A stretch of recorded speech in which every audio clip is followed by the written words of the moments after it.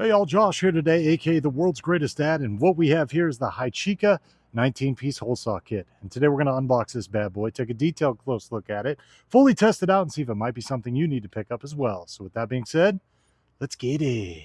So let's go ahead and start from the beginning. When you pick this thing up, it's going to come to you in a box just like this. Let's get her opened up, see what we're working with.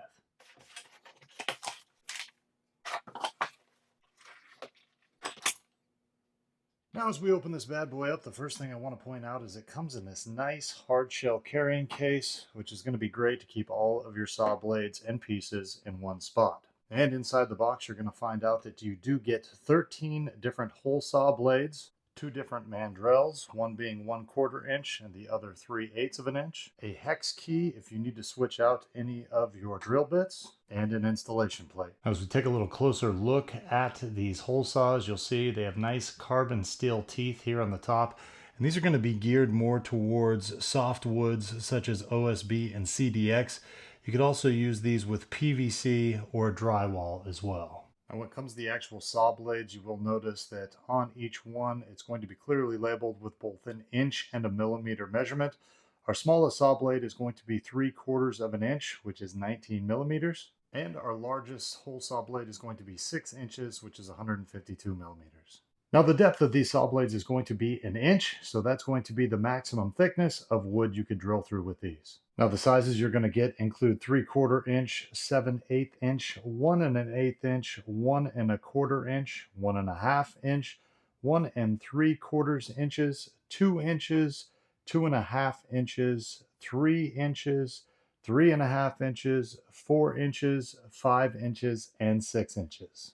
And on that note, one thing I will point out is although they do have a 1 1/8 inch and a 7/8 inch, there is no 1 inch hole saw with this kit. Now there's going to be 3 different ways that we can attach our mandrels to our hole saw blades, and it's going to depend on the size that you're using. For our smallest sizes, 3/4 inch up through 1 1/8 inch, you're going to go ahead and use this 1/4 inch mandrel right here.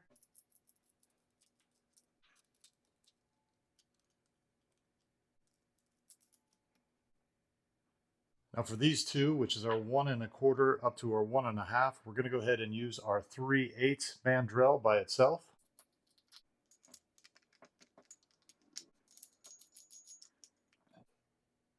And for our 1 3/4 all the way up to our 6 inch hole saws, we're going to go ahead and use our 3/8 mandrel along with this installation plate right here.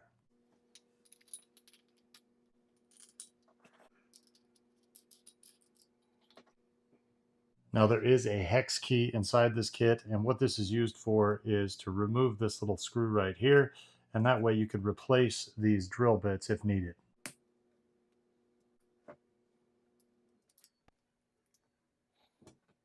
So now that you know the basics of this set, let's go ahead and drill some holes. Now these drill bits are going to be made for softer woods and like PVC pipe only.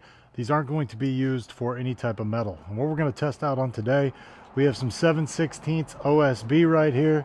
We also have some 3/4 inch CDX plywood. Now first up is going to be our 3/4 inch hole saw blade. We're going to go ahead and drill through some of this OSB right here.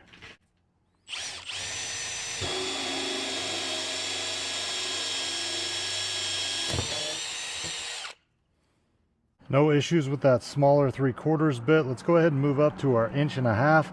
This one again is going to use our 3/4 mandrel without the install plate though.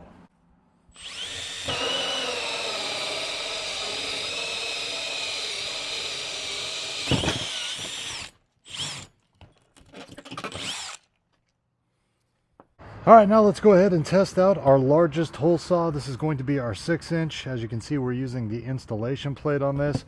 I did ditch the battery power for this one just because with these larger holes, usually the battery isn't quite enough. So we're going to go ahead and use our Milwaukee hole hog here.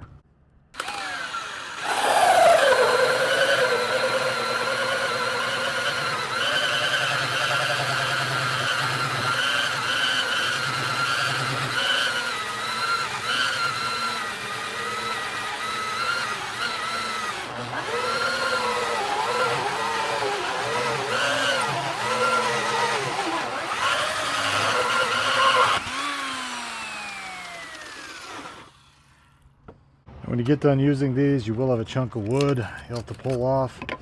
They do have these holes here on each side, so you can go ahead and kind of stick in a screwdriver to get those out.